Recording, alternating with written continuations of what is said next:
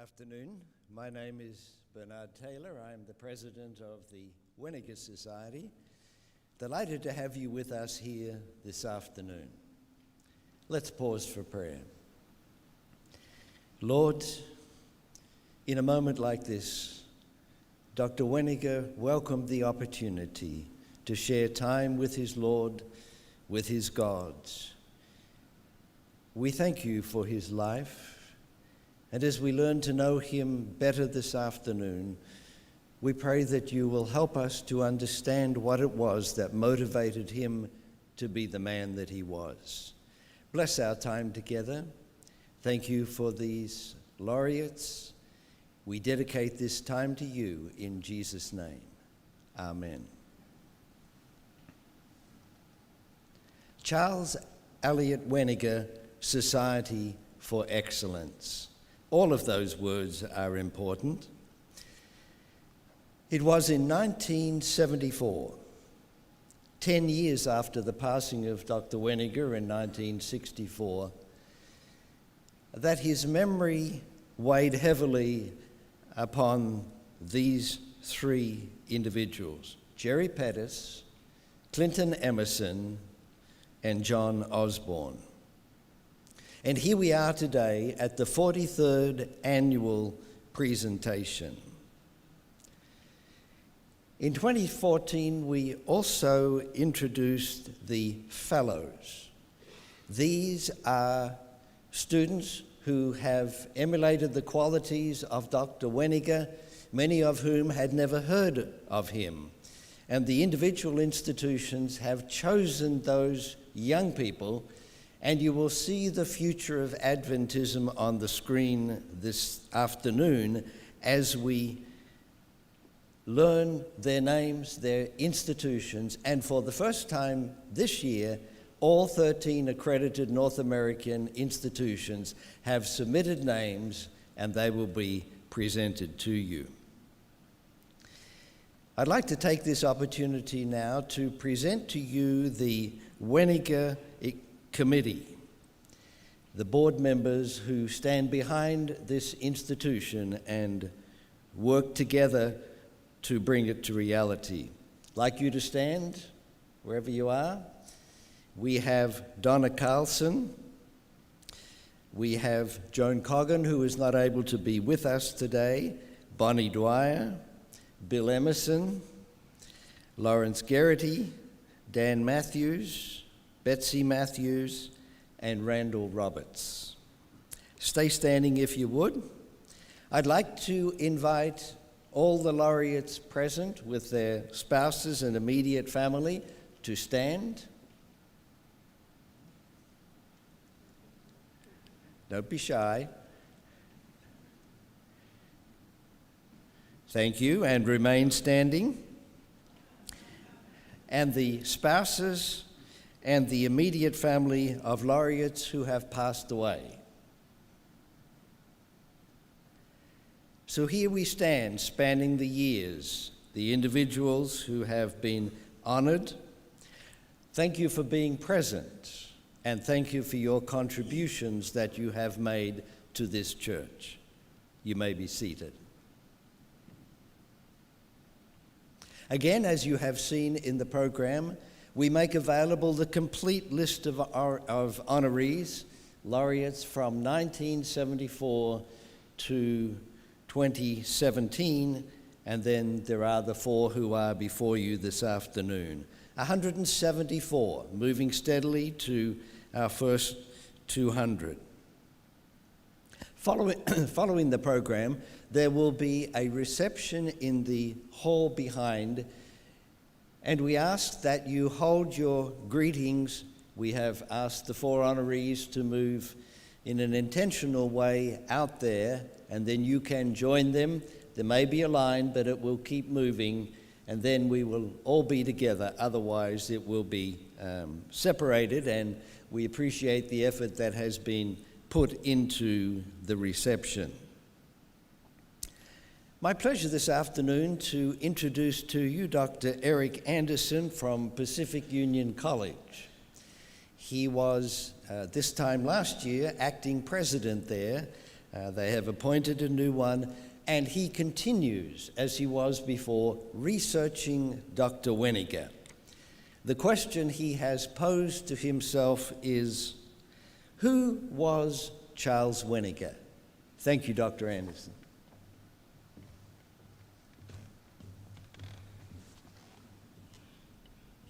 In 1974, when the Weniger Society was created, no one asked who was Charles Eliot Weniger. As the society began to honor Adventist exemplars of excellence, such as Alonzo Baker, HMS Richards, Joan Coggin, and W.G.C. Murdoch, most people remembered the man in whose name the awards were given.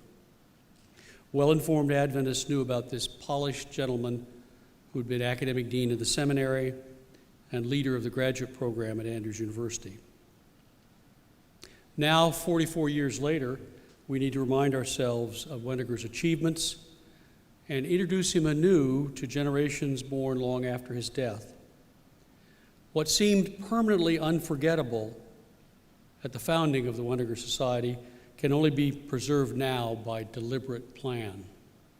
We must use this occasion to resist gradual amnesia, to repeat and highlight what surely deserves to be remembered. Above all else, Charles Weniger was a master teacher.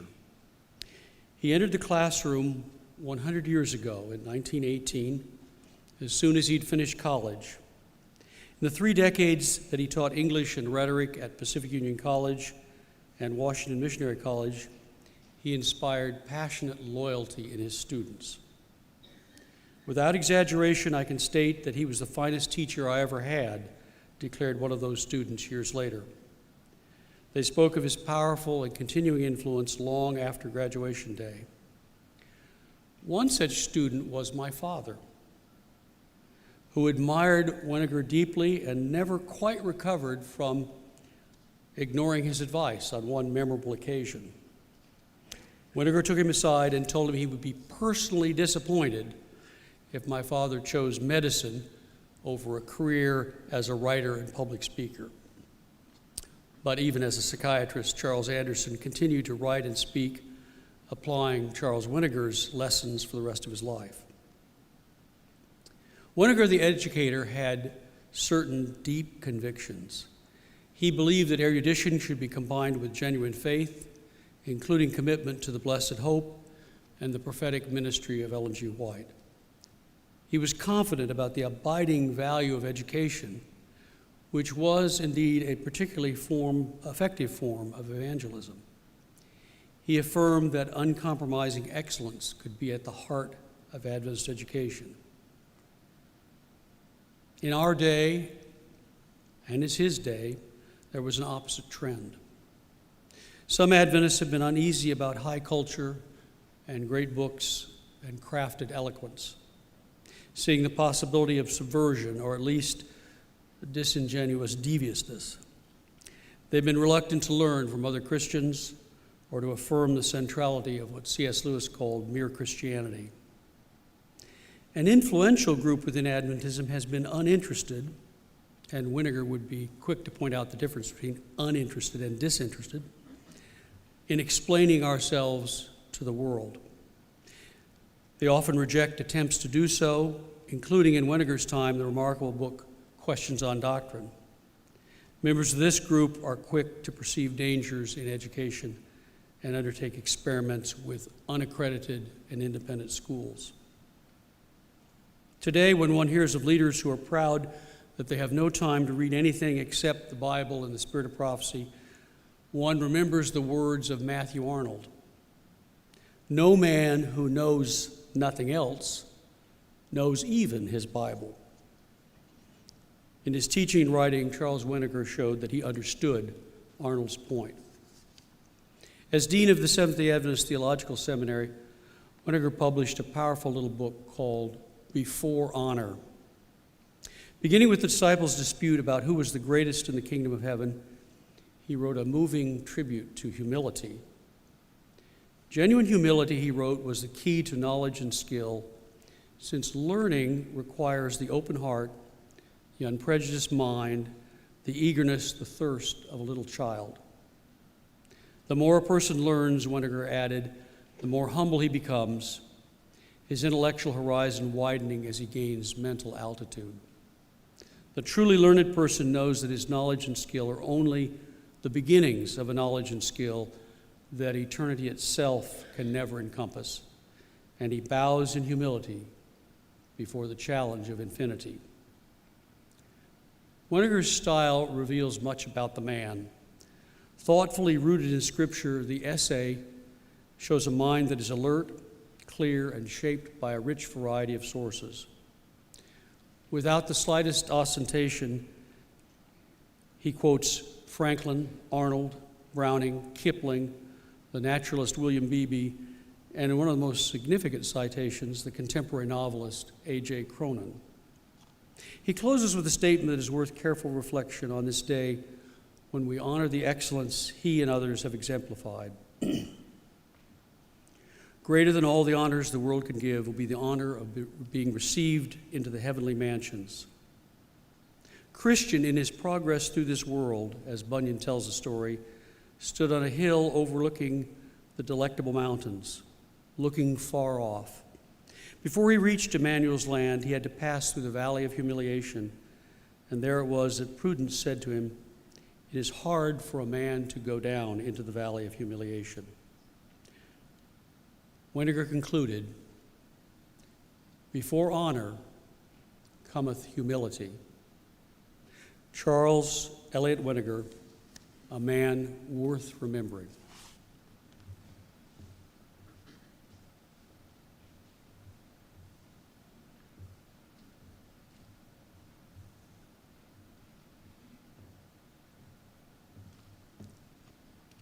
Good afternoon.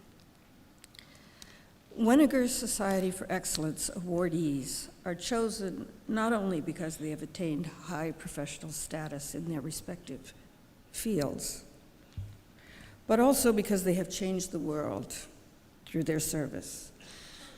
No one fulfills these criteria better than Dr. Lynn Behrens. Your program identifies her as a physician and administrator, but that's only half the story. Like Charles Weniger, Lynn Behrens is also a gifted teacher and visionary.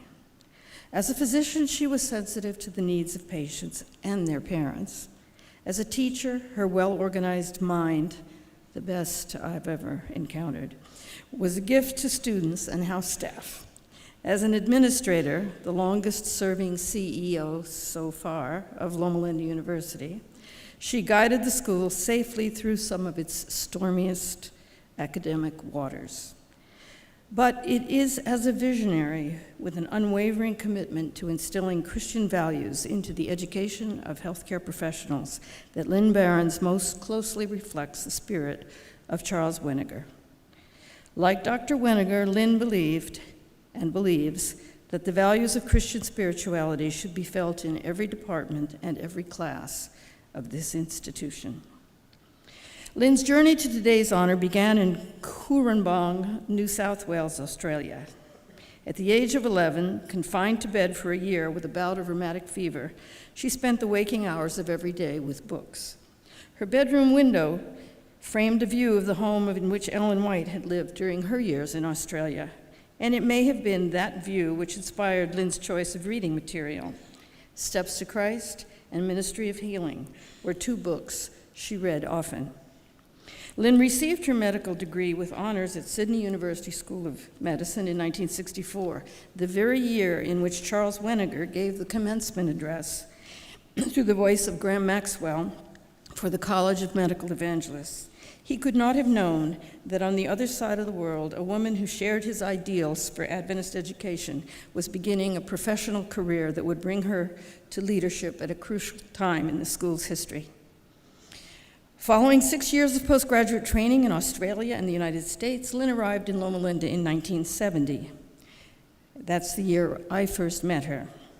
In theory, because foreign medical graduates are required to complete 2 internship years in the U.S. before becoming eligible for licensure, Lynn was an intern. In reality, of course, she functioned as faculty and certainly she was the most capable and knowledgeable intern in the history of Loma Linda's pediatric training program. Given her teaching and organizational skills, her rise to administrative responsibility, documented in your program, was rapid. And in 1986, she became Dean of the School of Medicine, the first woman dean of a coeducational medical school in the United States. 4 years later, while continuing to serve as interim dean of the medical school, she became president and CEO of the university, the first woman to lead a major Adventist educational institution. Her immediate task was to lead the school in 1 year from the shadow of chronic probationary status to the sunlight of full accreditation. The existence of the institution was at serious risk, and it was by no means certain that it would survive. Describing the pressure of those months, she says that many times she and her team were driven as a group to our knees. Prayer and miracles got us through. Lynn's 17 years at the helm of the university were some of the most productive in its history.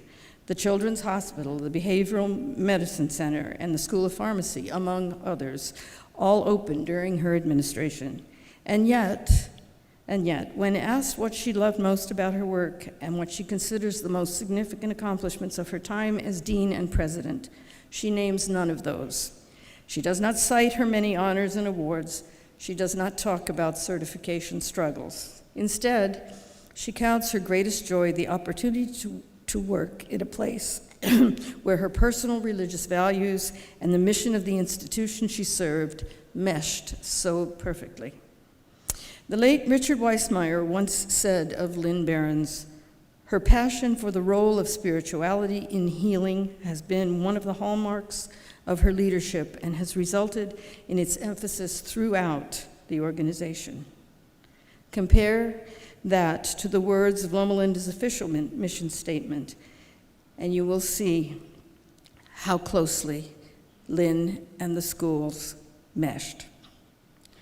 If you ask her, Lynn will ascribe much of the success of the mission to the influence of 3 School of Religion professors, all past Weniger awardees: Graham Maxwell, Jack Pravancha, and Will Alexander, the last who helped structure the core Christian values of Seventh-day Adventist thought into our signature enterprise, whole person care. But I would add that Lynn Barron's leadership was the catalyst, the sine qua non of success in her time here. She was the focused visionary who brought the ideas of these men and others to concrete fruition. Because of her work, the ties that today bind students, faculty, and staff of each school in this university to the core religious values of its mission remain strong. At the reception after this program, you will see a poster created more than 20 years ago. It summarizes in a diagram the mission of Loma Linda University as Lynn Behrens and Charles Weniger envisioned it, with Jesus Christ at the center.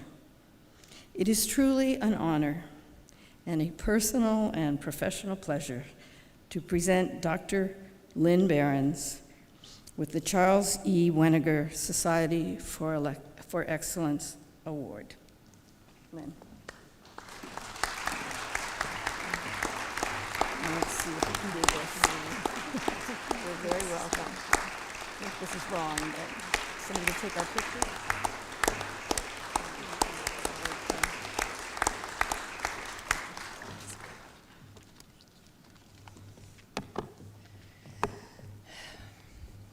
Thank you, Dr. Taylor and members of the board.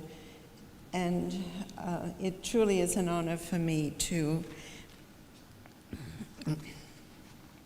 be accepted into the society. And thank you, Donna, for being the person to summarize some of the things that also marks our relationship, which dates back such a long time. Today, as I reflect upon the life that I have been privileged to live, I want to publicly thank God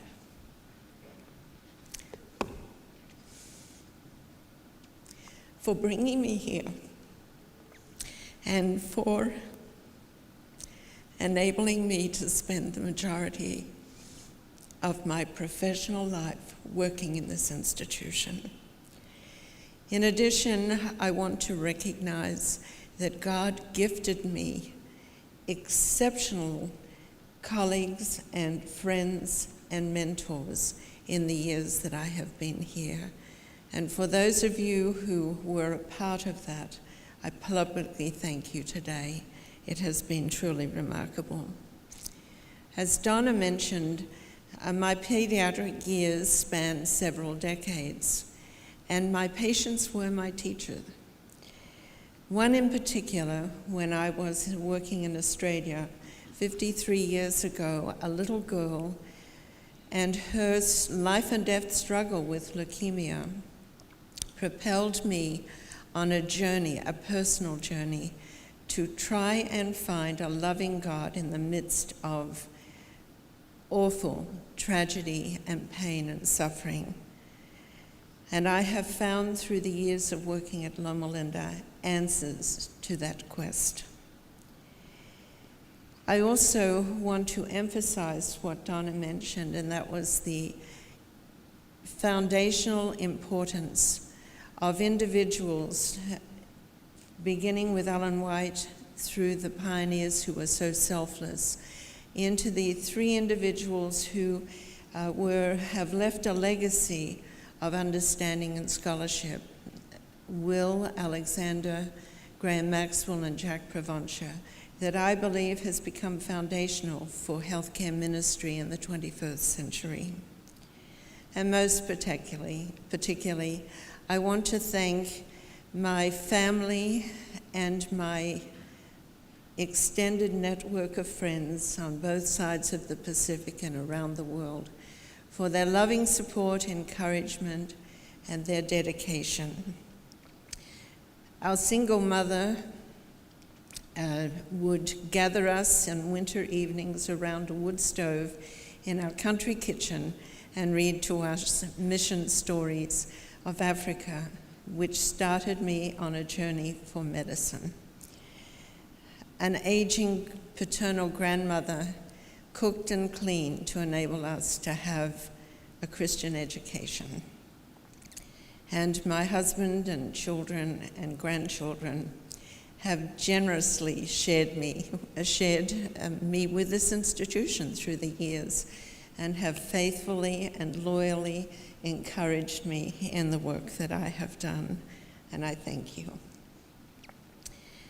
God has woven the choices that I have made, the challenges and opportunities that I have encountered in my life, throughout my life, into the tapestry of who I am today. And I can testify to all of you that this sovereign Lord of the universe is an awesome, loving, forgiving, prayer-answering, and promise-keeping Heavenly Father. To him be all the glory.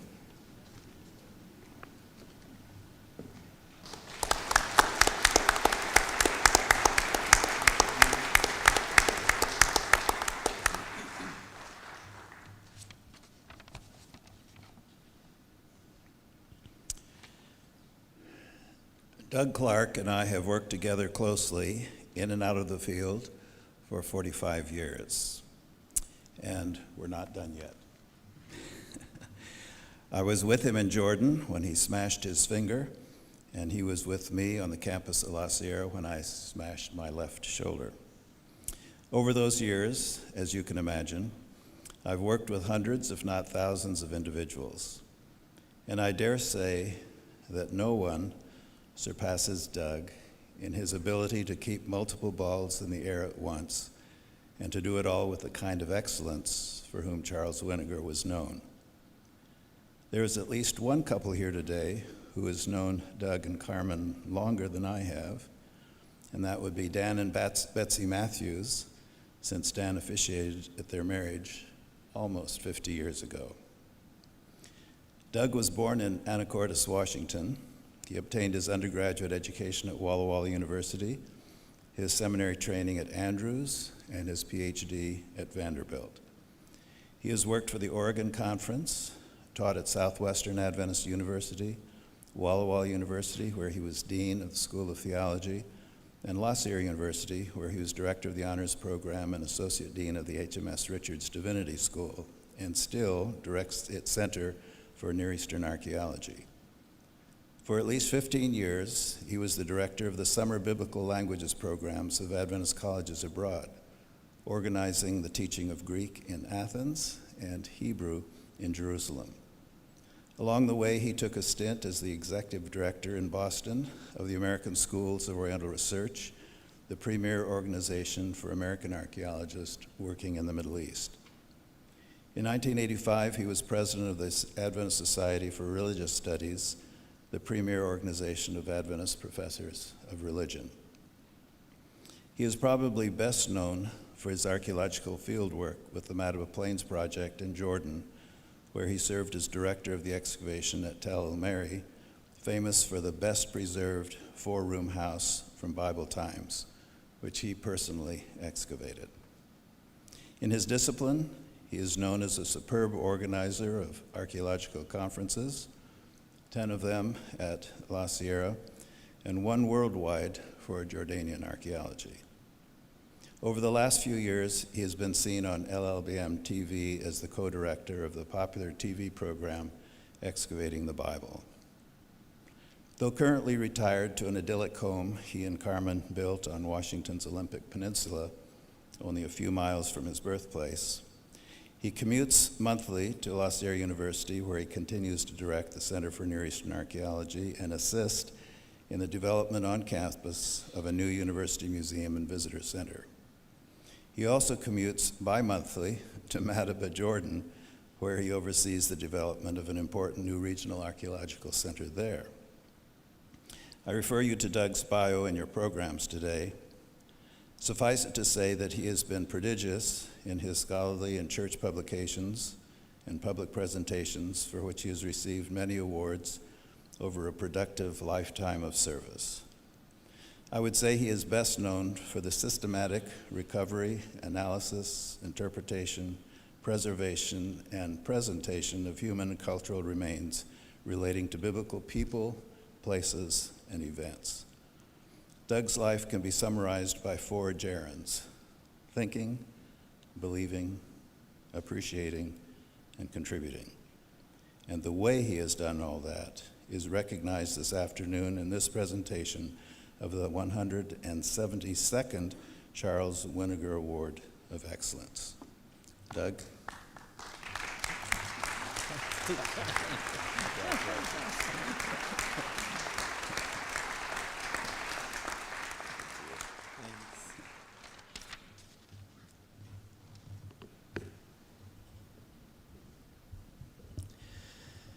My sincere thanks to the Charles Weniger Society and the committee, and to Charles Weniger for leading a life of excellence and kindness and generosity. I have long thought of Charles Weniger and of the Society as the gold standard for awards for lives of excellence service to the world. That makes me doubly humbled to be part of this and to receive this award today. I also want to thank Larry Garrity for that over-the-top introduction.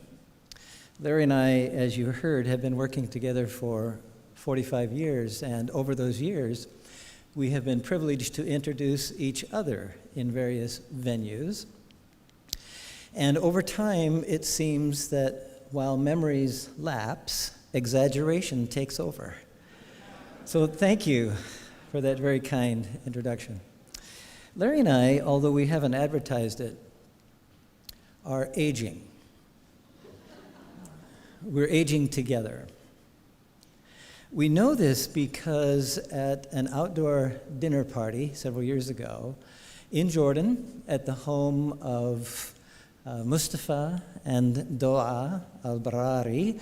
Mustafa was a Gufa boy, a wheelbarrow boy in the early Heshbon excavations. He's now a senator in the Hashemite Kingdom of Jordan. And it was at their house that we, along with a number, actually some of you in this audience were there, as I recall, and a number of people, their family of 6 daughters and 2 sons. And one of the teenage daughters, Aya, came straight for me, stood in front of me, and said, "How old are you?" And being a teacher and knowing that it's a legal out, I responded with another question, not remembering exactly how old I was at the moment. And I said, "Well, how old do you think I am?" And she said, 75. And while I was composing myself, I noticed Larry Garrity standing a few feet away, and I said, "Well, how old is he?" And she said, "He's only 60.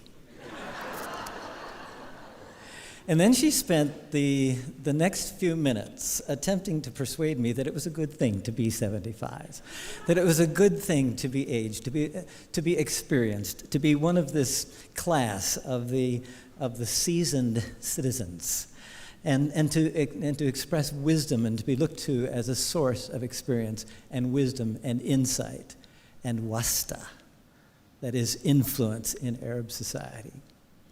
I'm not sure that I was persuaded, but I will remember that moment for a long time. I would like, in a couple of minutes, to share 3 lessons learned. We're in the business of education. We learn lessons. Some of us learn lessons more quickly than others. 3 lessons learned that I think are in keeping with Charles Weniger's life and contributions and with what drives this society. But before mentioning those, I should say that there are a number of people in my life who tried to teach me lessons along the way. I think initially of my parents, Robert and Alice Clark. My mother, Alice, is watching this program from Anacortes, Washington. Probably with my twin brother, Dwayne, my sister, Tony. There may be a couple of other people around, I don't know. But they were certainly, my parents were certainly intent on teaching me some lessons. My father, who passed away actually about half of my lifetime ago, unfortunately, but he did teach all 5 of us children how to work hard. How to work hard. But we learn from that. And we continue to commit the best of ourselves, collectively and individually, to a work ethic which we hope makes a difference in the wider world. I think of my siblings, my 2 brothers, my 2 sisters, and their families, their spouses and families. My wife, Carmen, who actually should be up here as a co-recipient of this award, probably deserves it more than I do. Carmen, who is over here. I think of our sons who tried to teach us lessons, Bob and Randy and their wives, and our 4 above-average grandchildren. These lessons, growing from family experiences and from many of you sitting in this audience, who have taught me how to think, how to believe, how to live, how to be upright, how to be generous. Those people are in this audience, and I can look at you and I can see you. But I don't have time to mention all of your names, but I want to thank you. 3 lessons from you and from life experiences, both here and especially in the country of Jordan and the Middle East. Lesson number 1, the value of community. The value of collaboration and cooperation, bringing diverse perspectives and ethnic backgrounds together, learning more and learning better. Making humanity great again is our motto. Making the world a better place. And I hope in some ways I've learned that lesson. I've certainly learned it from you, and I hope that I've been able to share that in my life. Lesson number 2, the value of tenacity. of staying with a task, of maintaining commitments for the long term, the long delay of perspective, this wider perspective that looks for benefits down the road, that looks for impacts and implications down the road, the long term, staying with it, tenacity. And the third lesson is the value of hospitality. Hospitality experienced for me personally in lots of places, but I'd have to say primarily in Jordan. I talked about the dinner party at the home of Mustafa and Doa al-Barari. And I think about the force, the absolutely magnetic force, the electromagnetic force of hospitality, especially in the Arab world, that draws people in inexorably to kindness, to provision, to care, and to protection. So these three lessons, I think Charles Weniger would approve of my modifications. I hope so. And I hope that in the spirit of the Weniger Society, that we all will find these lessons learned, lessons loved, and lessons lived. Thank you.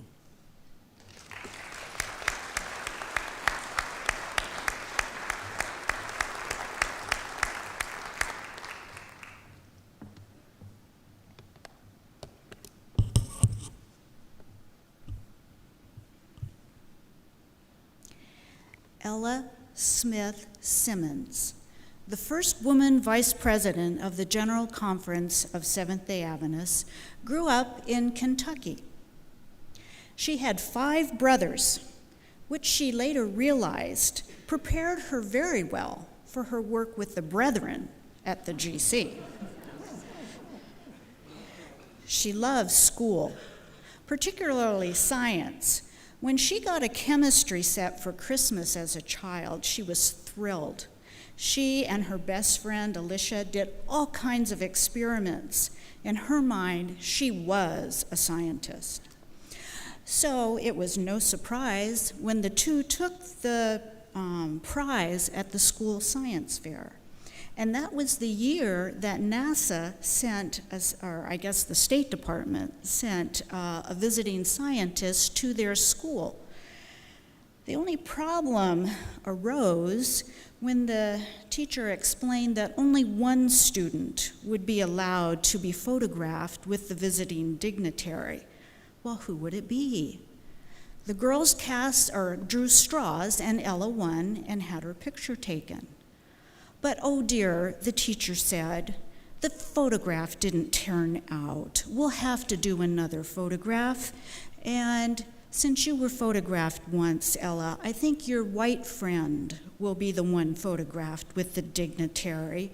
And that's the photograph that was used for publicity. Well, that devastated Ella. It took away her sense of being a scientist, and she figured maybe science wasn't the future for a black girl. So Ella, when she enrolled at Indiana University Southeast, signed up for elementary education. By then, she had married her high school sweetheart, Nord Simmons, and they have supported each other ever since. They have 2 sons, now 2 grandsons, and an adult granddaughter, the mother of their 2 great-grandchildren. But back to her education. After earning her BA degree at Indiana University Southeast, she continued her education and earned a master's degree at Andrews University and a doctorate in education at the University of Louisville, where her concentration was in the foundation of education, supervision, and curriculum development. Throughout her teaching career, administration was regularly part of her responsibilities, beginning with her management of a Head Start program. later as a teaching principal at a junior academy, and then as a principal at an academy. And then moving into administration at the university level at the University of Louisville, where she became the Associate Dean of the Graduate Program in the School of Education.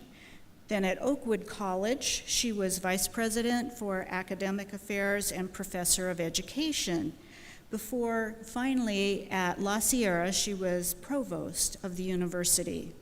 And when the people at La Sierra heard the story about her childhood science project and her love for science, they decided to name one of the labs in Palmer Hall for Ella. In 2005, when then General Conference President Jan Paulson called to see if she would have any interest in becoming a vice president of the General Conference, she laughed, like the biblical character Sarah. She couldn't believe that he thought a woman would be able to have that position. And he said, "No, Ella, I'm serious." And she was elected at that General Conference. That was 2005. Chairing boards and committees is now her life. She chairs the International Board of Education at the General Conference, the board of the Adventist International Institute of Advanced Education in Manila, Philippines, and the Adventist University of Africa near Nairobi.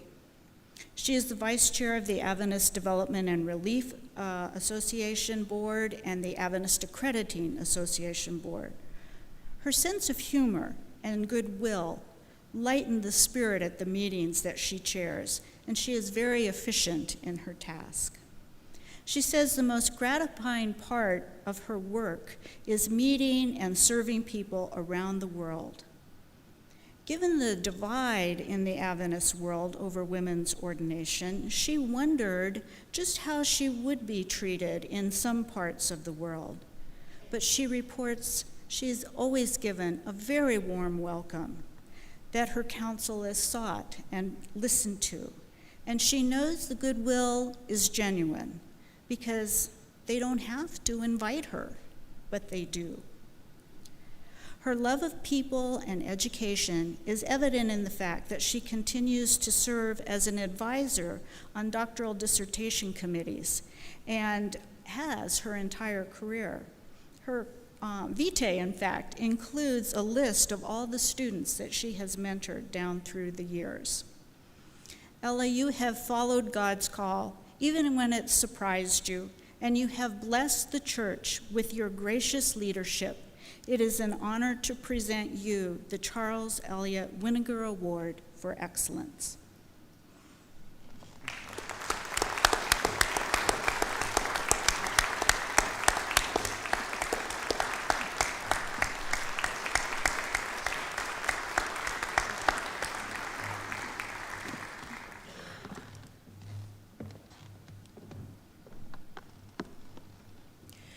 Thank you, Bonnie. Dr. Taylor, members of the Charles Elliott Weniger Society, it truly is an honor to be appreciated in this way. When one begins a career, answers God's call for your life, you do not do so with these kinds of things in mind. You just go into the work, blindly often, but losing oneself. And so when these kinds of things happen, it's very special. This surely is an affirming and humbling experience. And as I read the names of those who have been inducted into the society prior, it's even more humbling. Again, thank you. First, I want to recognize those who have shaped the Ella Simmons that you know today. My husband, Nord Simmons, my closest friend, has held me to his standard that denies me the right to complain without willingness to invest myself in solutions to problems. My parents, my mother particularly, taught me tenacity, professional integrity, and that nothing is beyond my reach, regardless of the limitations others may erect, to be my own person. My great grandmother, with whom I spent most of my young years, taught me to be authentic. And then my sons held me to being authentic, that is, without hypocrisy in all facets of my life. My daughter-in-law and grandchildren and great-grandchildren remind me of why it is so very important that I continue to seek to contribute my little bit to make this world, and indeed our church, a better place for the generations to come. When I came into the church as a teenager with no Adventist lineage, the incredible Ellen White inspired me with her words, "It is not earthly rank, nor birth, nor nationality, nor religious privilege, which proves that we are members of the family of God. It is love, a love that embraces all humanity." Then there are those with whom I have grown in my life in church leadership, and I name only a few.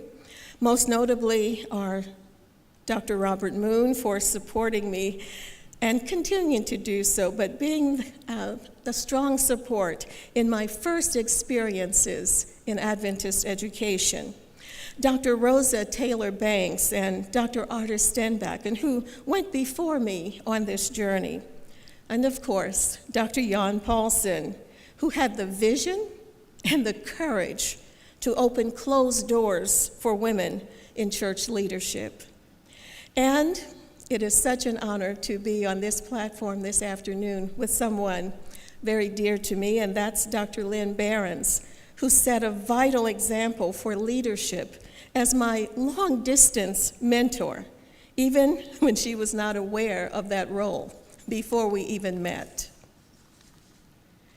Then there are those others that you know. Mahatma Gandhi, who lived by the axiom, "You must be the change you wish to see in the world." And Nelson Mandela, who lived by that axiom and demonstrated that after climbing a great hill, one only finds that there are many more hills to climb. Martin Luther King Jr., who went to the mountaintop, looked over and declared that we, as a people, will get to the promised land. I believe that we, Seventh-day Adventists, as a people, will get to that promised land. Dr. King shared his vision in his I Have a Dream speech. He saw all complexions, genders, and faith persuasions of humanity united in bonds of equity, judged only by the content of their characters. Yet, though inspired by his words, I've had to diverge from his dream motif, for dreams are, by one definition, an experience of unreal events that occur in the mind, that occur during sleep. The poetic words of Langston Hughes awakened me from that dream. He asked, "What happens to a dream deferred? Does it dry up like a raisin in the sun? Maybe it just sags like a heavy load, or does it explode?" I chose hope over dreams. Hope, an expectation or a belief in the fulfillment of something desired that quickens one to seek to alleviate the present hurts of humanity. Christian hope teams with faith and love in action and leads us to overcome our selfish and self-justifying natures. By God's grace, it frees us to share with others material possessions and even socio-political advantages such as power and authority, even ecclesiastical authority. When the future appears most bleak, be encouraged by Mandela's observation. It, that is, that for which we strive, always seems impossible until it's done. Yes, by God's grace, we, together as a people, shall overcome. We shall get to that promised land. I pledge myself to do my part. honoring the values of this society and carrying on that legacy of Charles Weniger.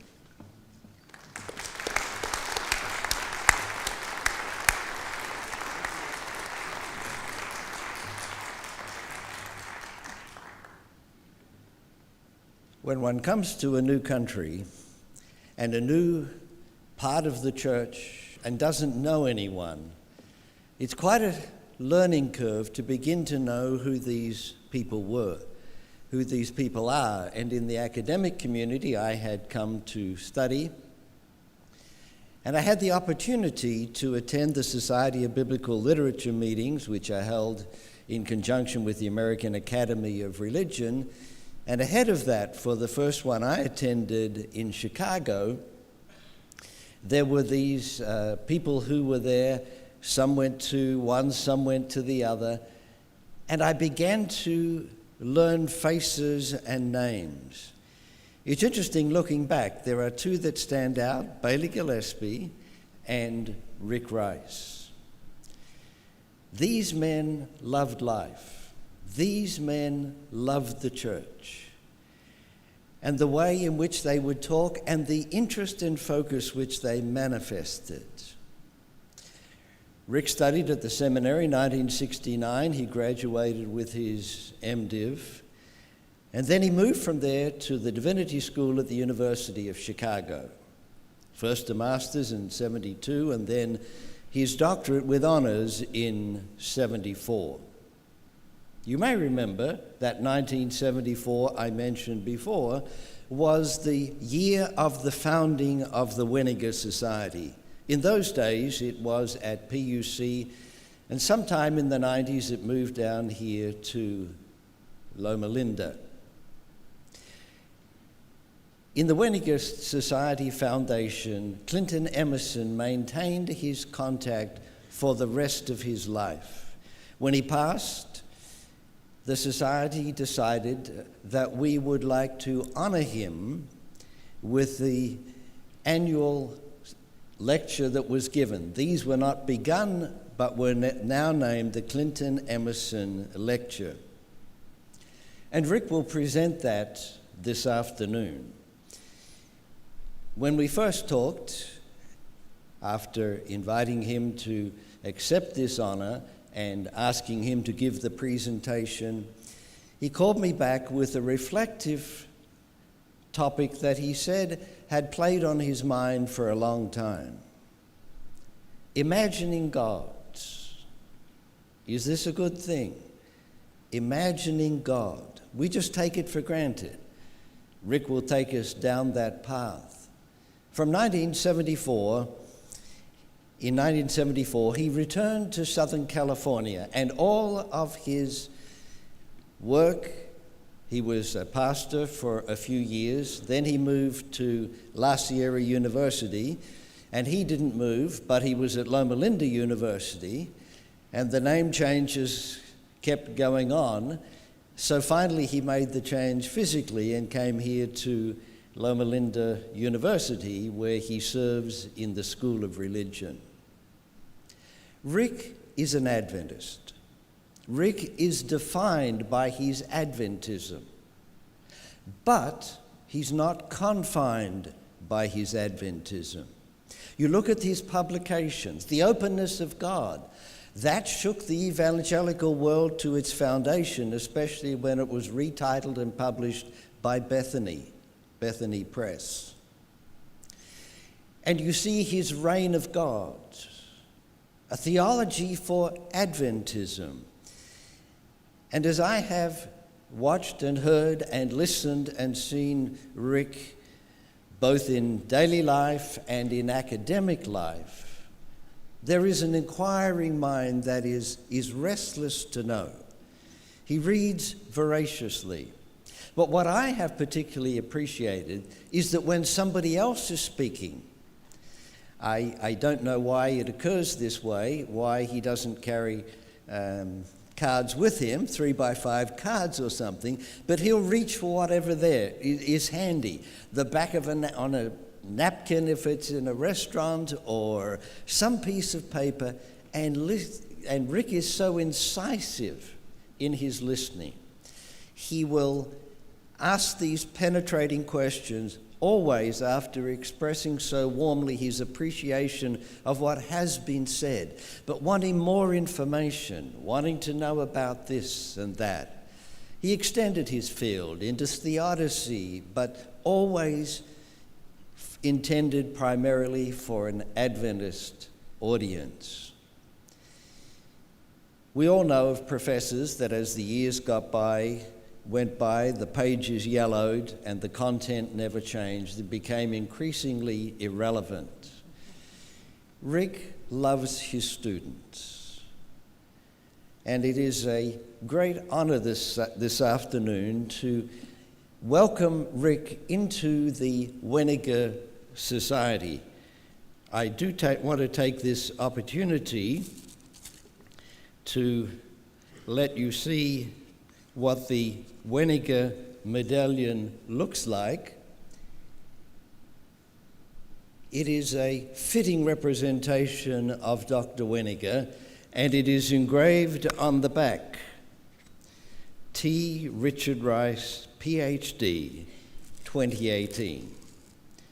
Rick, congratulations. Welcome to the Society.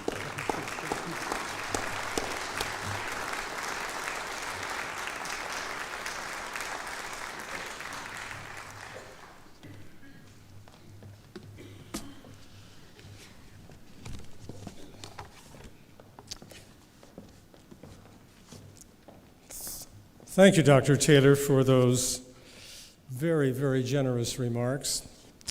I can hardly wait to hear what I'm going to say afterwards.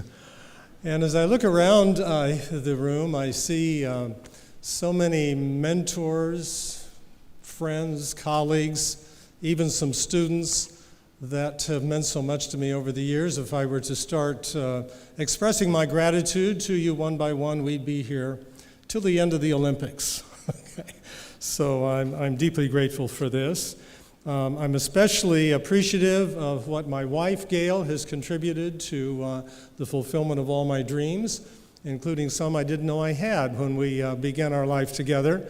Our son is here today with his wife and our two grandsons, who are the youngest members of this audience and will probably be the first to leave. Anyway, I'm honored to be the recipient of the Weniger Award and to be invited to deliver the Emerson Lecture. Now, on a personal note, my father, Bruce Rice, was a friend of Dr. Clinton Emerson. I understand that they were colleagues in the early years of the dental school here at Loma University. Both were members of the dental profession, and both belonged to what has been called the greatest generation. They viewed the education they acquired and the profession they pursued as a means of serving others and benefiting society, and the world is richer for their contributions. Now, someone invited to speak on such an occasion is tempted to take an hour or so, at least, to develop an important theme or idea that would somehow epitomize their interest over the years. But in view of our full program, not to mention the patience of the audience, I've been instructed to think along the lines of a TED Talk, a popular format for speakers today. So I asked Alexa, the electronic source of information that sits on our kitchen counter, a gift of our son, I believe, a year or so ago. I asked Alexa, I said, Alexa, how long is a TED Talk? And she said, 3 minutes and 48 seconds. Well, in spite of all my efforts to edit these remarks for brevity, I don't think I can be quite that succinct. But I will try to make this as economical as possible. So let's begin with this question. What happens when the greatest mind in the history of the Christian church confronts the world's most impressive intellectual and artistic achievements? During his second missionary journey, the Apostle Paul left Silas and Timothy in Berea and went on to Athens, where he waited for them to join him. So we find Paul alone in the capital of the classical world, a city that served for centuries as a symbol of the very best that humans can achieve. As Pericles put it, the wonder of his and succeeding ages. Paul's impression of Athens was quite different. The proliferation of pagan idols disturbed him, and after a number of impromptu debates with philosophers in the agora, the marketplace, they invited him to make a formal presentation. And the record of what followed is one of the most provocative passages in the Bible. I'm referring to Paul's speech on the Areopagus, or Mars Hill. The book of Acts describes at least a dozen occasions on which Paul formally addressed an audience. So this presentation was yet another demonstration of the apostle's remarkable ability to size up his listeners and formulate ideas that would speak directly to them. Now, none of Paul's speeches has generated more diverse evaluations than this one. His oration in Athens is often characterized as less than successful, even a downright failure. It resulted in few converts to Christianity and arguably led Paul to change his evangelistic strategy when he went to Corinth, his next destination. But others have a different view.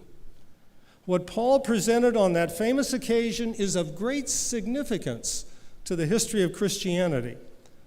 According to Ellen White, for example, a treasure of knowledge to the church.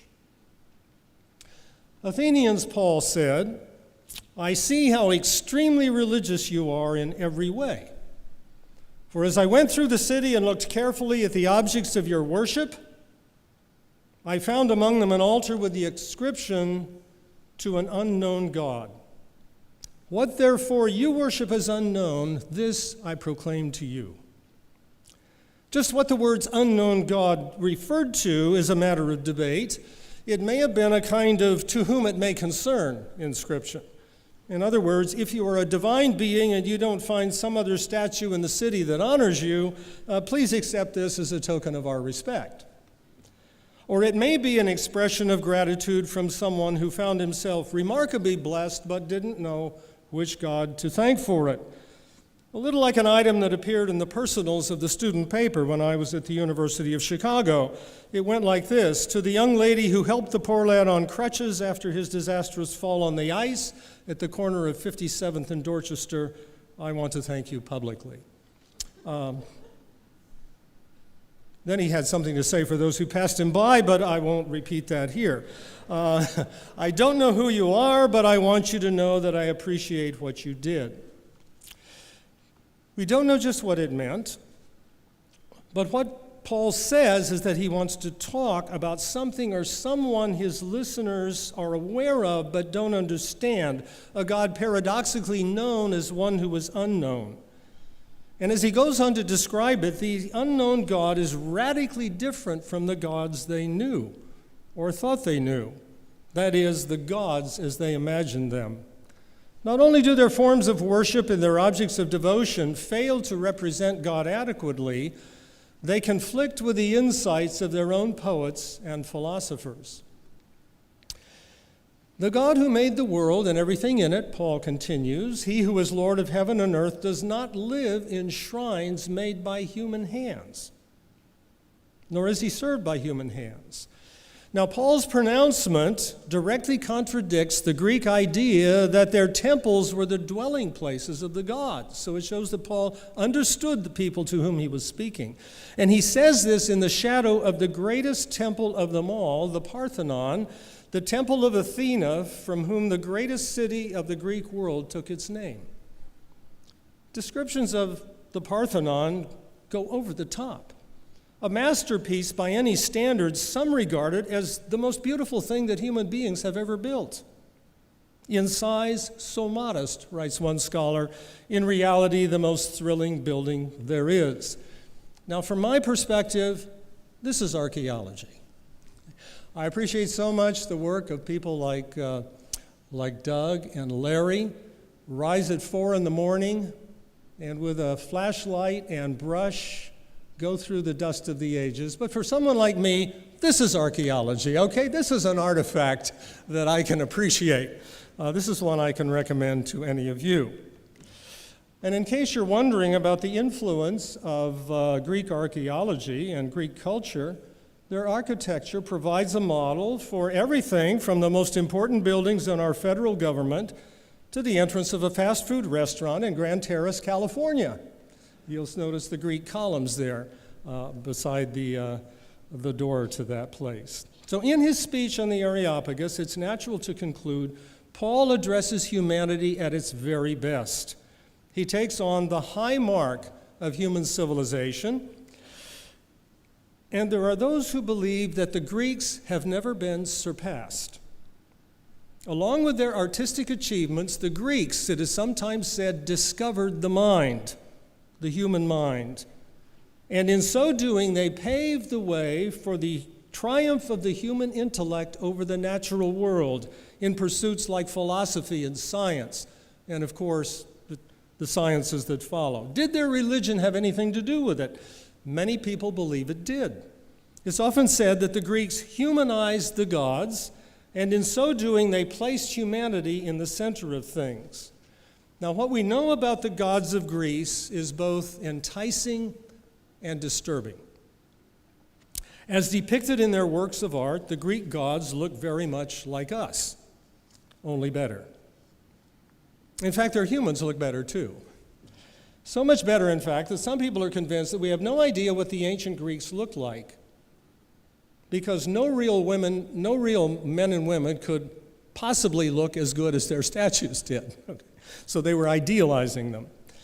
In her famous book, Mythology, Edith Hamilton praises the Greeks for making the gods accessible to us. But other scholars have come to the conclusion that Hamilton had it all wrong. It's a mistake to think of the Greek gods as another species of humanity.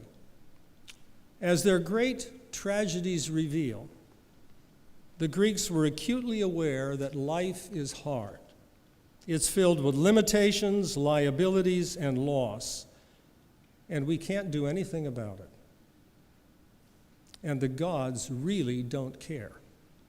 We may try to manipulate them to help us, but there's no way to guarantee their cooperation. In short, Greek religion offers no comfort.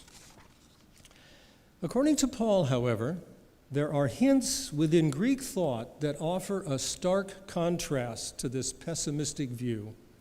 Suppose the unknown God is not one deity among many, but the most important deity of all. And suppose instead of one slice of human life, this God cares about all of human life. And suppose this God is not located in one place because he is everywhere, including the depths of our experience. And suppose instead of the unreliable, capricious gods of the Greek pantheon, the love this God has for us is constant and reliable. So Paul moves rather quickly from limited to unlimited views of God. The unknown God is the source of life, the sovereign of history. He hopes that people will search for him and find him, yet he is not far from each one of us. Paul adds, quoting one of their own philosophers, "In him we live and move and have our being." He seems to be saying that we know we depend on something or someone beyond ourselves for our very existence and for any sense of meaning and purpose in life. Is it possible to communicate across a great intellectual divide, to express your beliefs to people who don't share your presuppositions? Only if you find the right starting point, some way to connect, and Paul evidently did. He found something he had in common with his audience, but as soon as he identified a point of contact, he moved from connection to correction and directed them to a new way of imagining God. With his focus on God, Paul takes his listeners directly to the heart of Christian faith. Over time, one thinker after another echoes his conviction that God is the center and source of Christian faith. To quote just a few of them, according to Paul Tillich, who actually lectured in this sanctuary a number of years ago, God is the beginning and end of all theological thought. And as Schubert Ogden says, God is the sole theme of all valid Christian theology, and we could go on. What Paul proposed to his listeners is more than a minor correction in their view of God. It was a sort of transformation that people centuries later would call a paradigm shift. The famous expression Thomas Kuhn used in the early 60s to describe the nature of scientific revolutions. Now, as Kuhn describes it, what he calls normal science is the progressive growth of knowledge as investigators acquire more and more information and our understanding of a subject gradually increases. Every once in a while, however, something else happens. As scientific investigation proceeds, things accumulate that just don't fit within the prevailing picture. And eventually these anomalies become too troublesome to ignore. Then, unpredictably, some inventive mind takes a leap of imagination, comes up with a picture that puts everything together in a completely new way. Now, the most famous instance of a paradigm shift was the Copernican revolution. For centuries, people thought everything, sun, moon, stars, revolved around the earth. And then they came to the conclusion that the sun is the center of the universe, and the earth and the other planets all revolve around it. Now, on that afternoon in Athens, Paul highlighted some anomalies in his listeners' view of God. He pointed out that some of the things their brightest minds perceived about God contradicted their popular depictions of divinity. And in their place, he offered a radically different way, a paradigm for envisioning God in a new way. Now, when it comes to God, we cannot avoid imagination. The Bible compares God to things as diverse as a rock, a shepherd, a king, a warrior, a father, a mother. And theologians over the centuries recognize the value of imaginative comparisons. To mention just one of those that you can see, Cyril of Alexandria said, "We speak about God in a human way because there's no other means by which we can understand what is above us." Imagining God is not only inevitable, it's indispensable. It helps us relate to God in rich and meaningful ways. But imagining God is also perilous.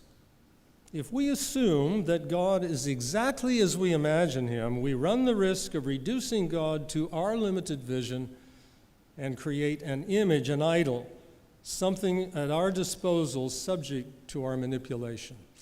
So the crucial question is how to realize the promise of imagining God without succumbing to its peril, assuming that God is just what we imagine God to be.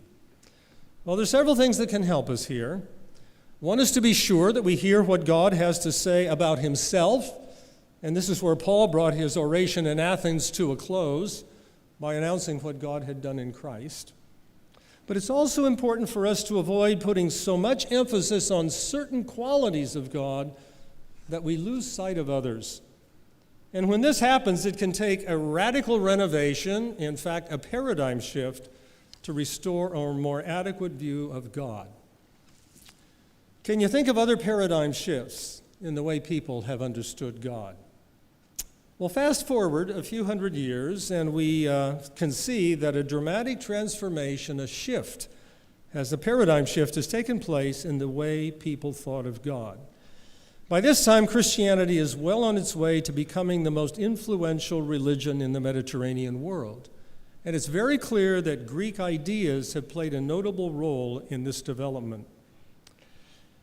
The Greek quest for unifying principles and reality through their philosophical giants reached a climax in the 4th century in the remarkable accomplishments of Plato and Aristotle. For these two giants, as for Greek thought in general, time, the passage of time, means loss, decay, and ultimate destruction. Chronos, devouring its children. And at its heart, Greek religion was a quest for something that could resist the flow of time, something impervious to change. And so the gods' one characteristic was immortality, immunity to destruction. And the true object of Greek religion was timelessness as such, something that never changed.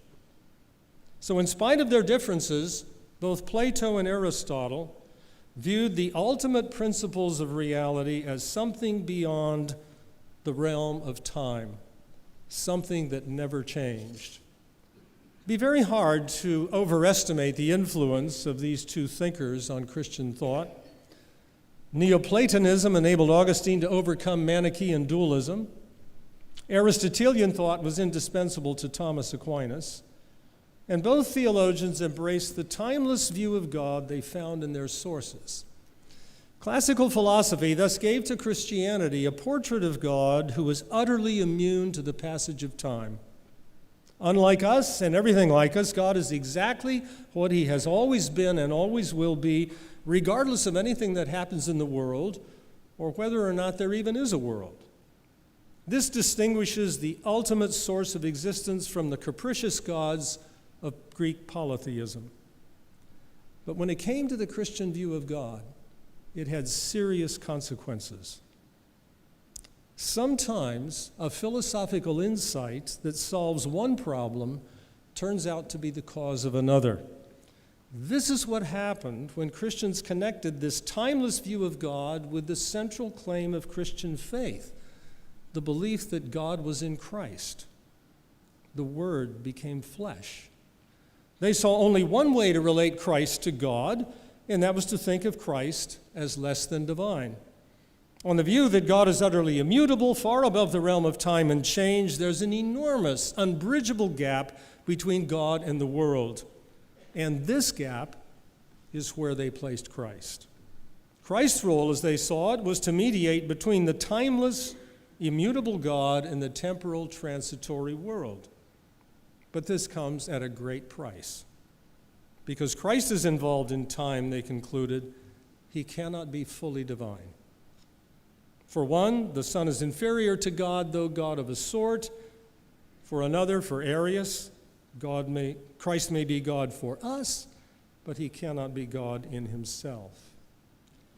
Important thinkers in the Eastern Church recognized that it was a serious mistake to think of God as timeless and Christ as inferior, and they formulated the doctrine of the Trinity to correct these misconceptions. But when the Trinity came west, the timeless view of God reasserted itself, and this insight was lost. For Augustine, for example, you think of something that does not change when you think of God. In fact, God not only does not change, God cannot change.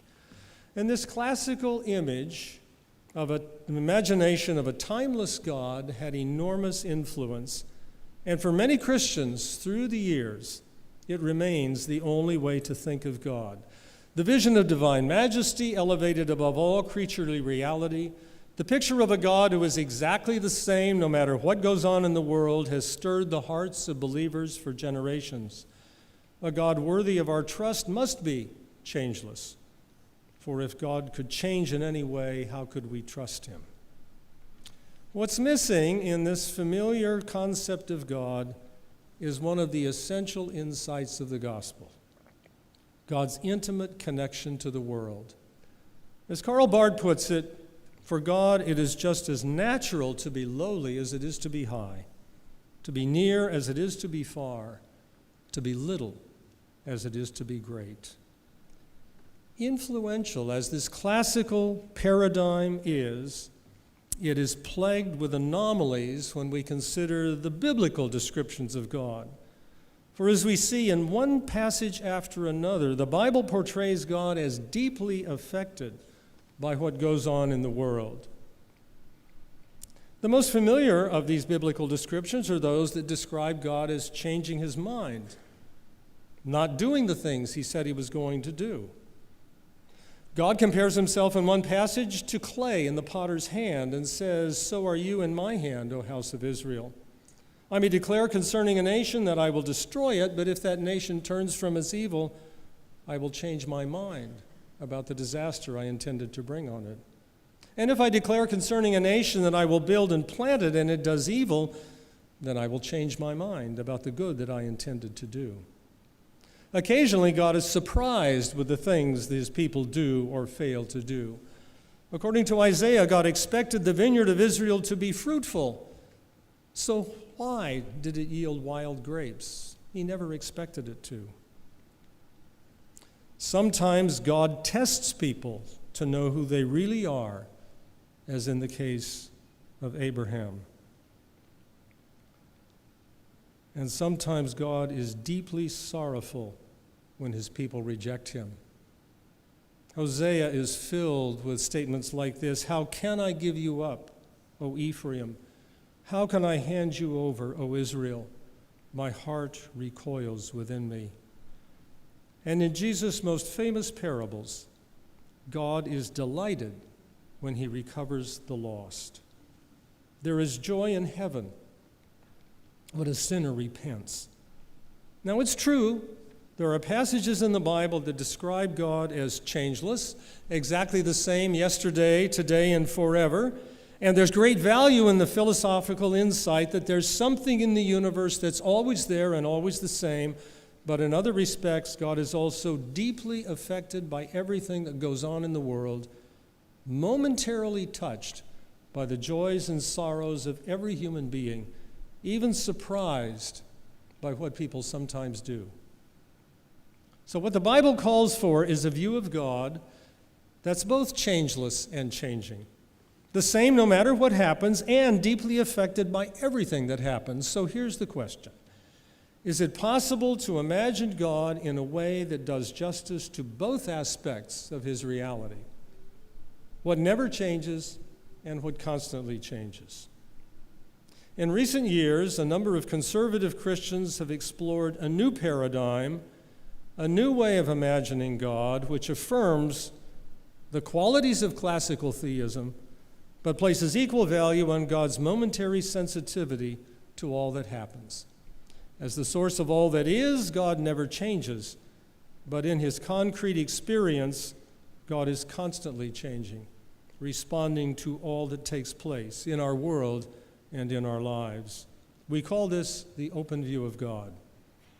Open theism expresses the conviction that the nature of God is best described as love rather than supreme power. Love is not merely an attribute or an activity of God, it defines God's inner reality, his very essence. And as an expression of love, God created beings who themselves have the capacity to love, to return God's love and love each other. And to make this love possible, God gave them freedom and then respects the choices that they make. So, because God loves the world, everything in the world has an effect on God.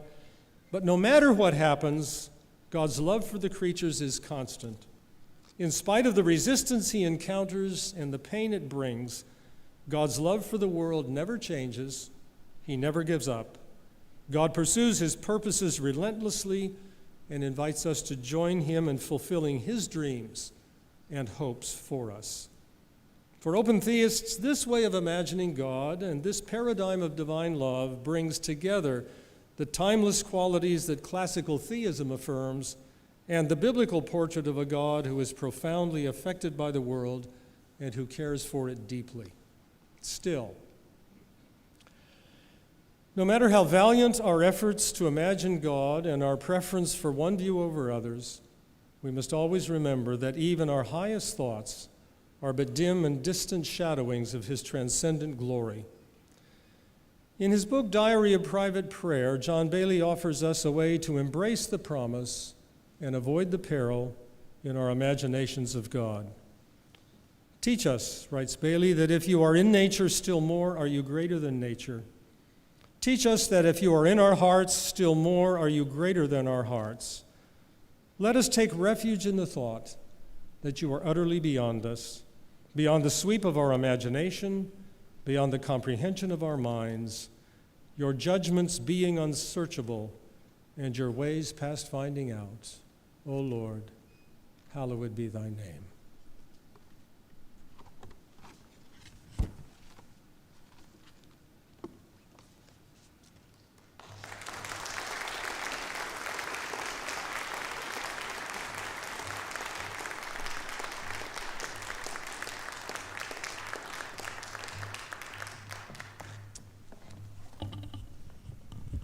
Thank you, Dr. Rice.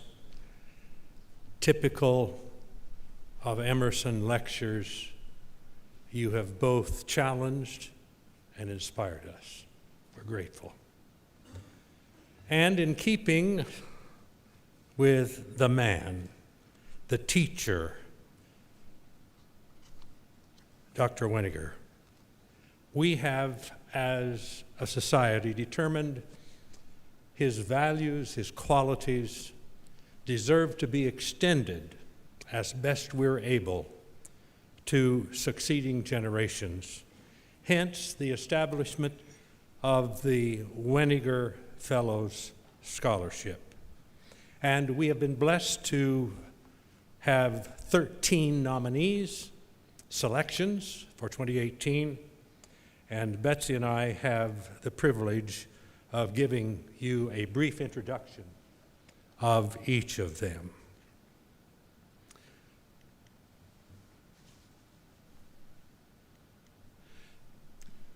Back up.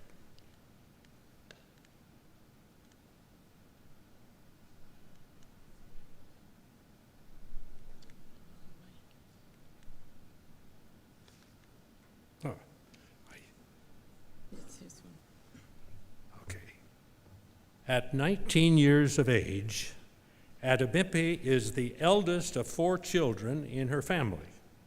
Born in Nigeria and raised in the Middle East, she has wanted to be a doctor since age 7. She is now in her 3rd year of a biology medical track at Birmingham University. Her hope and prayer is to one day be a neonatal surgeon.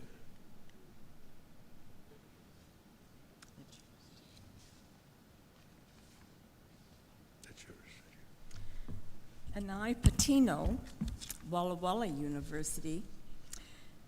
Anaya chose nursing as her major, in part because of the diversity and opportunity to work with many different types of people. She would like to do mission work after graduation.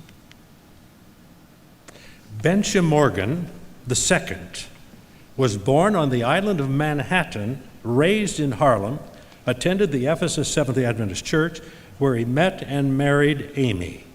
They have 2 daughters. Benja is a theology major at Oakwood University, class of 2019. He is trusting the Lord to prepare him for soul winning in either a local church or classroom setting.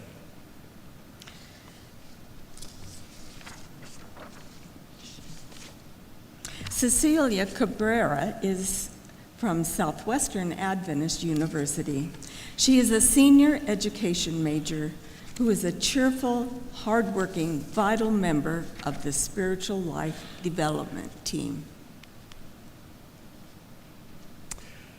Chidera Erica Ken Anwe Igea, thank you, is a Lagos Nigerian native and is truly a remarkable young lady. She will pursue an MBA following her bachelor's degree in computer science. Among several extracurricular activities, she serves as president of the National Society of Leadership and Success chapter at her university. Her real goal is to be a philanthropist.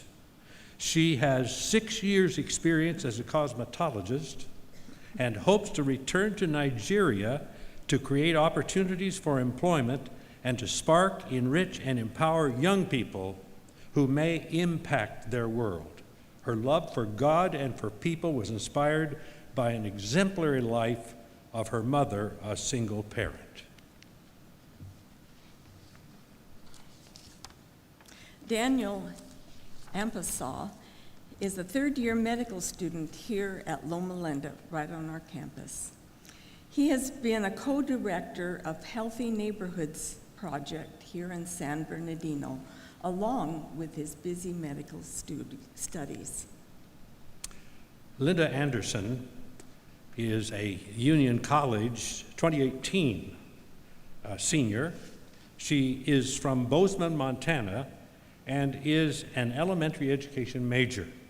She expresses her choice to serve as a teacher because she wants to empower children with an understanding of how much they matter and that they are loved by God. She adds, "Receiving the Weniger Scholarship helps me know why I'm here at Union and that God has a plan for my life." Greg Zador from Andrews University is an electrical engineering major who is involved with Engineers Without Borders. He has raised funds and organized projects with Engineers Without Borders. He has a great positive and energetic impact on campus. Jennifer Vigil is Southern Adventist University, testifies that God has led her to Southern and to the nursing program. Her passion for helping people has permitted her to serve in memory care facilities and as an OB nursing tutor. She plans to pursue a career in labor and delivery and possibly women's services. Jens Grindley. His educational journey has taken him through certification in CPR, basic life support, and crisis prevention. He enrolled at Adventist University of Health Sciences in Florida as a biomedical major. Jens has traveled widely to assist in disaster relief and is committed to a career that helps others and honors God. Margaret Smith from Kettering College is a nursing major. She is working on her passion of spreading mental health awareness to Kettering College and beyond. Randy Ramos is from Pacific Union College, a theology major, a senior this year. He says thank you for this award, which he will cherish for the rest of his life. And Sandra Furman is a music major at La Sierra with vocal emphasis. She is enrolled in the honors program as well as a pre-seminary track. Music ministry is her priority. She has served in youth and worship leadership on the university campus, as well as the Victorville, the Whittier, and the Adonai churches here in southeastern California. And now we have the privilege of hearing from a representative of the 2017 fellows from right here on our campus, and I'm happy to welcome Randy Sanchez to tell his brief story.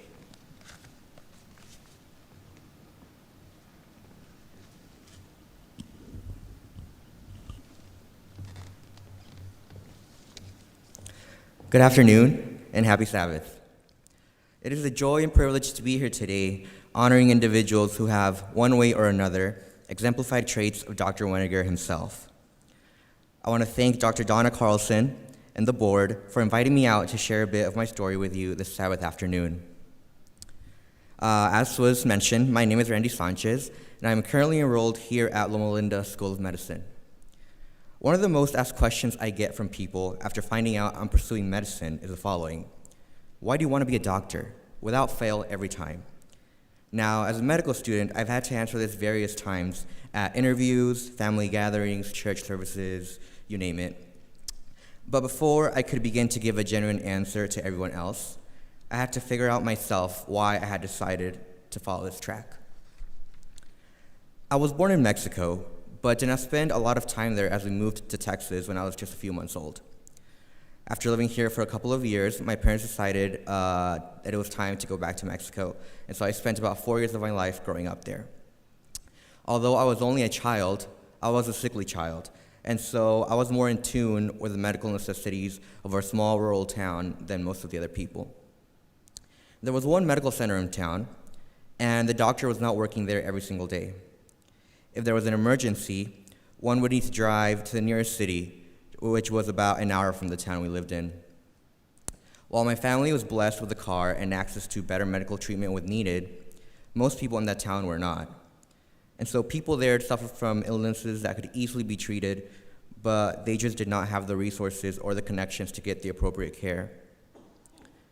Throughout my entire childhood, my parents were always supportive of me in anything that they could in any way. They did not have an education higher than grade school, so they wanted me to make something of myself. They didn't push me for anything. They didn't push me for a good position. They said, do something that makes you happy, do something that you feel called to do. And so before applying to college, I looked back at my previous experiences, and I prayed to God to guide my life and for him to lead me where he wanted me to be. I was not sure I could handle the stress of medicine, so I told God if he wanted me to serve people, if he wanted me to be in the field of medicine, to open doors for me and to lead me down a path that would lead me to where he wanted me to be. And so during my college years, an interest in the sciences led me to choose a pre-med track. And a few years later, last summer to be exact, I completed a bachelor's degree in biomedical biology at Andrews University.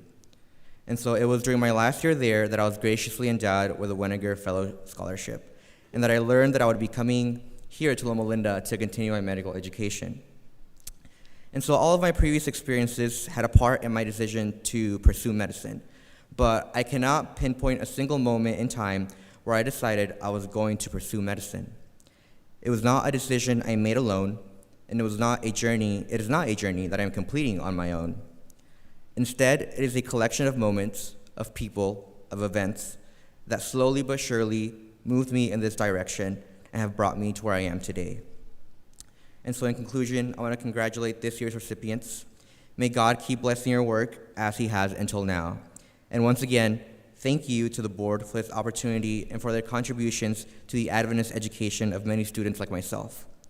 I can safely assume that I speak for all the Weniger Fellows when I say, because of people like you, it is because of people like you that we can take a part of Adventist education and that I get to pursue a life committed to the service of others here at Loma Linda. God bless and happy Sabbath.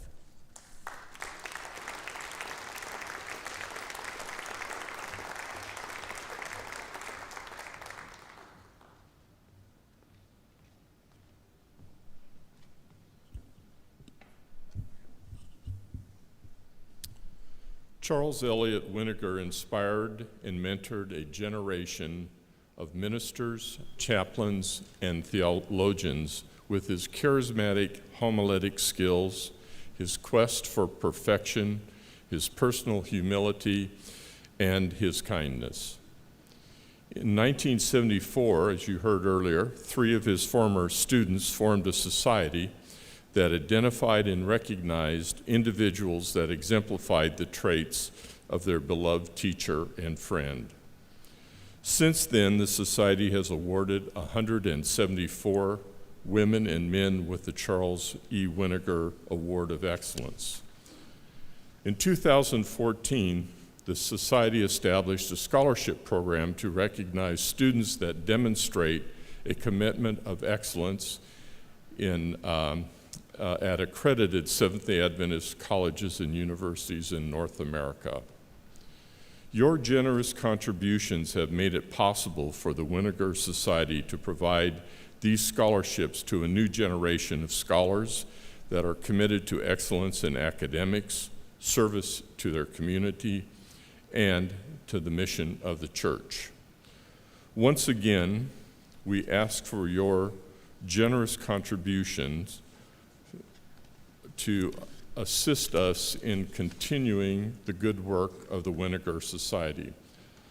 The deacons are going to come by, and inside your program is a little envelope that we would love to have you put a check, cash, or if you're undecided, just put your credit card in there and the board will take care of it for you. Thank you so much.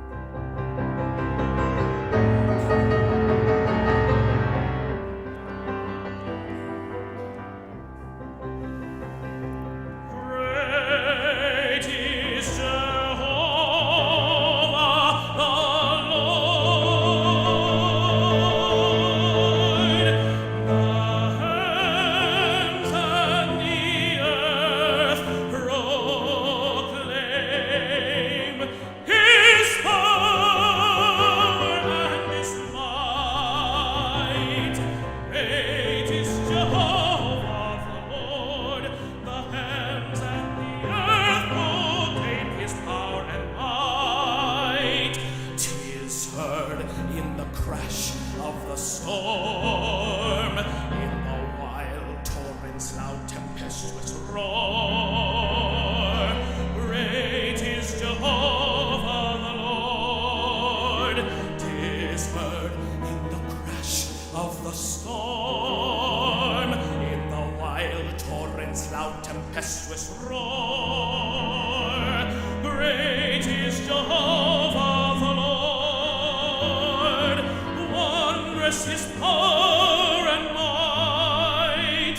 At his command the trees put forth their opening leaves, and valleys wave bright with golden corn.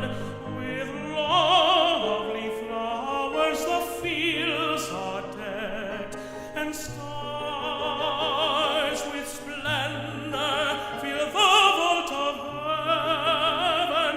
In splendor fill the vault of heaven. With lovely flowers the fields are decked, and stars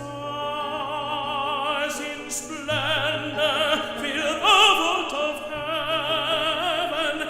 In splendor fill the vault of heaven.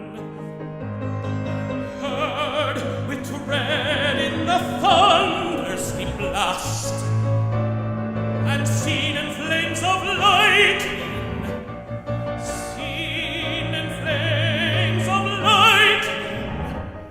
But chief is his great loving kindness, shines forth Jehovah's boundless might. In his loving kindness shines forth the boundless power of God, the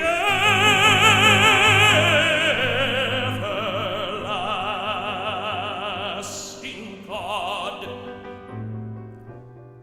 Raise your prayerful hearts on high, and hope for mercy and trust in him.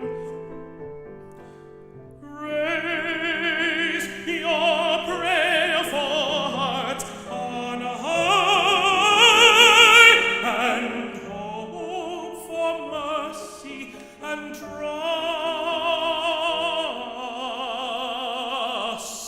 in him.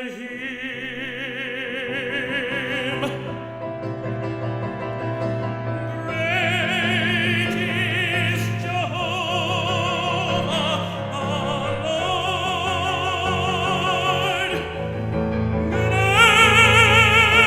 Great is Jehovah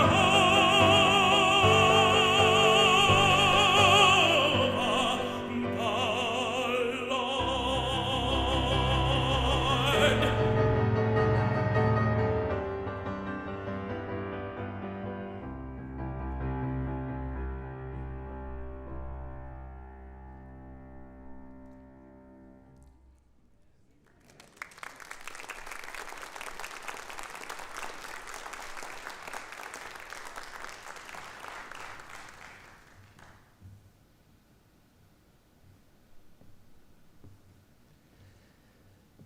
Great is Jehovah. Thank you for that stirring reminder of who he is. We pause at this time to remember past laureates who are no longer with us, and this year there are two. The first is Dr. Jack Castle. I knew him because in my undergraduate days, Avondale received diplomas from PUC. I've never turned up at one of their reunions, but Jack Castle was president at the time and came out to Australia. And then when I joined the Weniger Society, he was the secretary and did a wonderful job. The second is Del Delca. How many minds go back to hearing Del Delca sing The Love of God? It was one of my dreams when coming to America to hear Deldelka sing, and preferably that song, and I heard her sing it here in this church. Her life blessed so many. In the early days of technology, Adventism embraced. The records and chapel records went far and wide. There were others as well, but that was the one that seemed to survive. And Deldelka rejoiced in that love, and she is now at peace.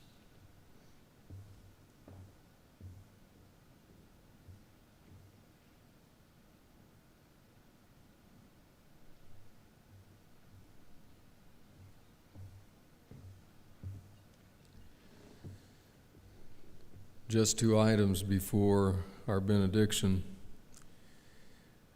First of all, we would like to ask if you would allow the different awardees, their family members, to exit as quickly as possible to go to the fellowship hall. You will have ample opportunity to greet them, to congratulate them, to share stories, and to give them words of appreciation. But we're hoping that that will happen in the fellowship hall at the reception. And secondly, I'm hoping you will give me permission to very briefly make one comment apiece. To Ella Simmons, I've gotten to know you better in recent days because of serving on committees back in your part of the world, and quickly realized a kindred spirit and a kindred soul, and have grown to truly appreciate you very much. It's an honor to have you here in our congregation. To Doug Clark, Dr. Clark, Doug Clark was a professor of mine in college back when he was very, very young. And I can tell you that Dr. Clark prepared me for seminary, I think, better than any other professor or class I had for further growth, further thinking, and further education. I'm deeply indebted to that for that. To Rick Rice, trying to find where, oh, here you are, Rick, right on the front row. I was commenting to Rick this morning that I like his initials, RR. Those are good initials, Rick. It's been a delight for me in recent years at the School of Religion to share times with Rick. I think what I appreciate so much about Rick is an unusual capacity to live in the real world and have great everyday conversations, and then to shift gears into profound and deep and meaningful realities from which I have learned a great deal. Thank you so much, Rick.